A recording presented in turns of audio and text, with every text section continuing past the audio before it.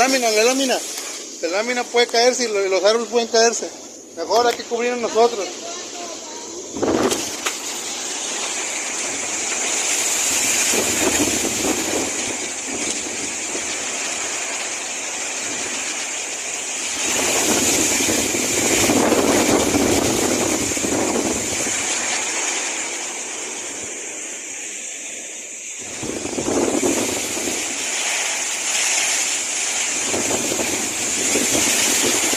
Hay que mantenernos fuera de lugares de que pueda caer algo.